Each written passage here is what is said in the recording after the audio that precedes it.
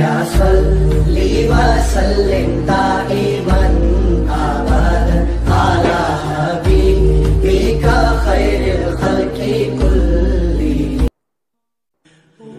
حضور علیہ الصلوۃ والسلام نے ارشاد فرمایا، بلکہ آپ نے اس شخص کے لیے خوشخبری سنا دی جو حلال رزق کھاتا ہے اور حلال رزق کا کسب کرتا ہے۔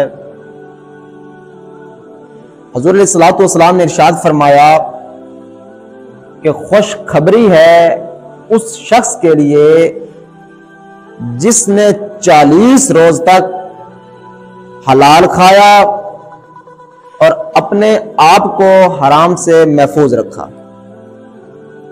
آپ نے فرمایا کہ خوشخبری ہے اس شخص کے لیے جس نے 40 روز تک حلال رزق کھایا اور اپنے آپ کو حرام سے محفوظ کر لیا۔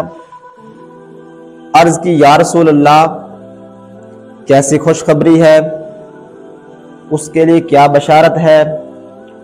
حضور علیہ الصلوۃ والسلام نے ارشاد فرمایا، جس نے 40 روز اپنے آپ کے قریب حرام رزق کو نہیں آنے دیا، اس کے لیے 3 خوشخبری ہے۔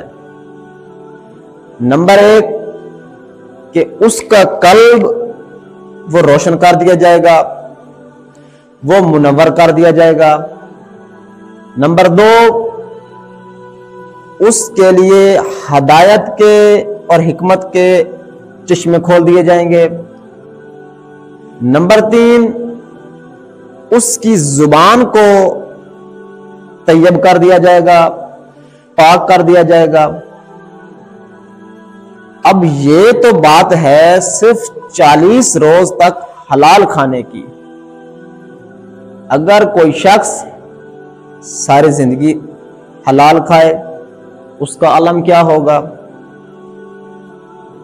اب ہمارے درمیان المیہ یہ ہے کہ ہمیں اپنے رزق کے بارے میں، اپنی روزی کے بارے میں، اپنے کھانے اور پینے کی اشیاء کے بارے میں یہ لحاظ ہی نہیں ہوتا کہ ہم جو کھا رہے ہیں یا جو پی رہے ہیں آیا کہ وہ حلال ہے یا حرام ہے۔ اور اگر ہم واقعی حلال کھا رہے ہیں تو ہمیں اس کے ثمرات کیوں نہیں نصیب ہوتے؟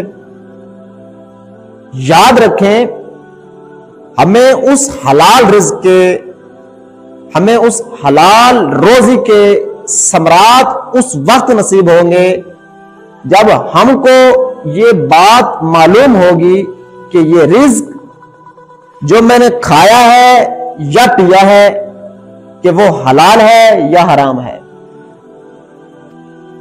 ایک مقام پر حضور علیہ الصلوۃ والسلام نے ارشاد فرمایا کہ احکامات الہیہ میں یہ بات روزے روشن کی طرح واضح ہو گئی، عیاں ہو گئی کہ فلاں چیز حلال ہے اور فلاں چیز حرام ہے، اور جو چیز ان دونوں کے درمیان رہ گئی وہ مشکوک ہے، یعنی کہ جو مشکوک چیز میں پڑ گیا وہ حرام میں پڑ گیا۔